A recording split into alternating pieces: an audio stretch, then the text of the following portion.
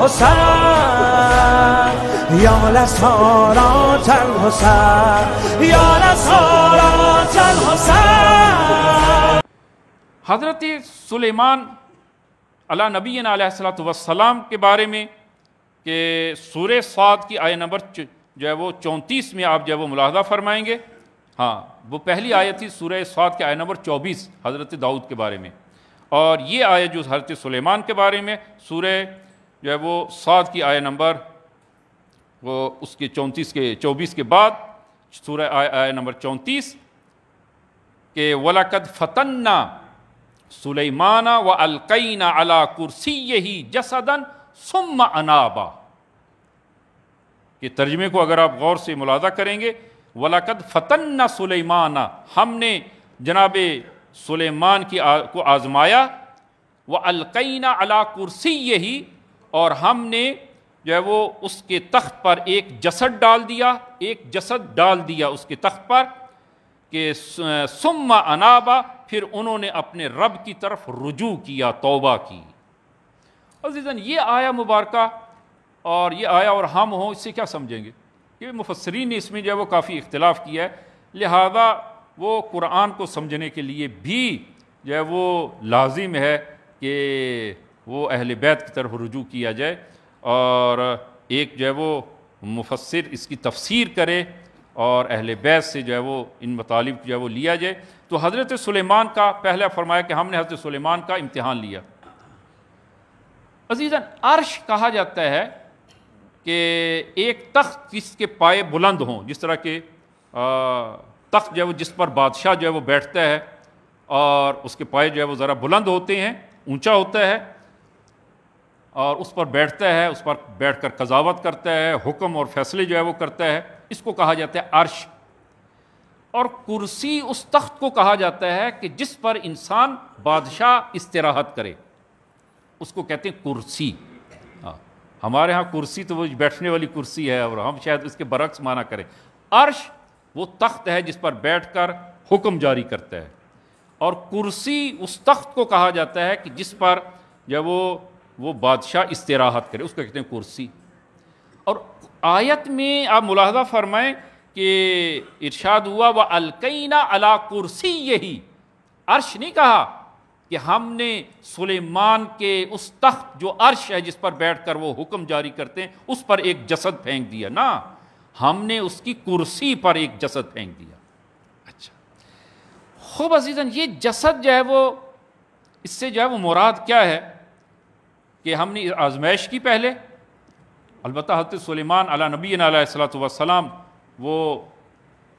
بہت زیادہ ثروت مند بھی تھے، جس طرح کہ آپ ملاحظہ کرتے ہیں، اور بہت بڑی وہ حکومت کے اس سے پہلے جو ہے وہ کہ جس طرح خود حضرت سلیمان نے خداوند عالم سے دعا بھی کی، البتہ یہ دعا بعد میں کی ہے، اس امتحان کے بعد یہ دعا کہ قال رب اغفر لی وہب لی ملکا، خدایا مجھے ایسا ملک عنایت فرما کہ لا ینبغی لأحد من بعدی، کہ جو ہے وہ میرے بعد وہ اس جیسا ملک و حکومت کسی کو عطا نہ ہو، بے نظیر حکومت مجھے عنایت فرما کہ انکا انت الوہاب۔ البتہ اس سے بھی بے نظیر تر اور اس سے بھی کہیں وسیع تر حکومت وہ امام زمان عجل اللہ تعالیٰ فرجہ شریف کی ہوگی۔ صلی اللہ علیہ محمد حضرت سلیمان سے بھی باعظمت تر وہ حکومت الہیہ امام زمان کے ہاتھ میں ہوگی، امام جب تشریف لائیں گے انشاءاللہ۔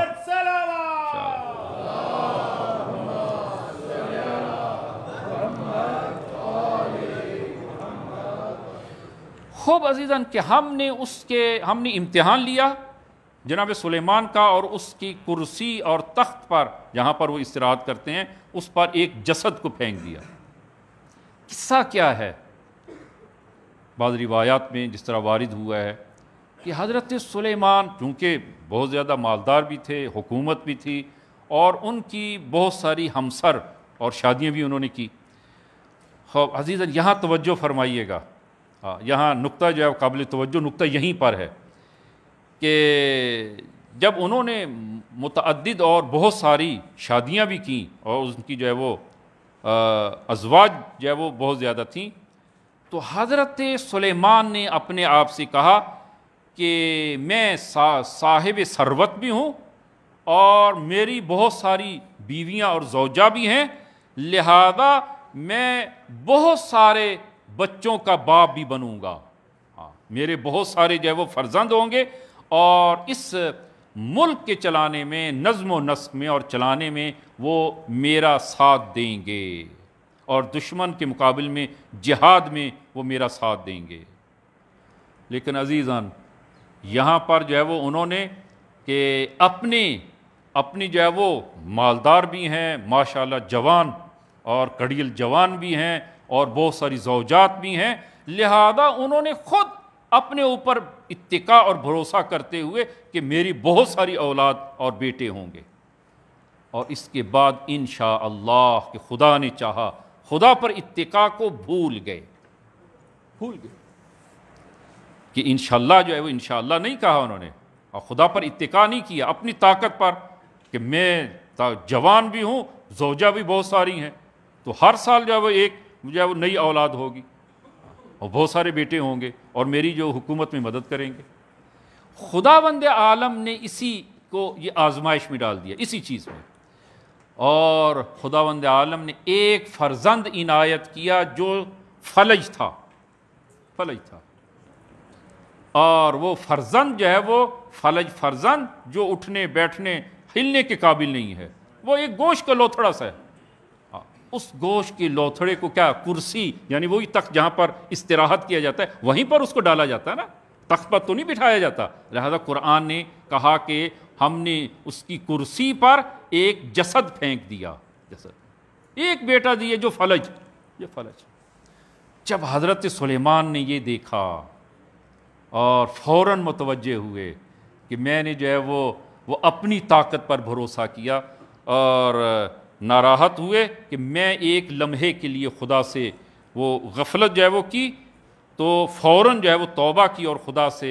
طلب مغفرت کی، اور کہا قال رب اغفر لی وہب لی، خدایا مجھے معاف فرما۔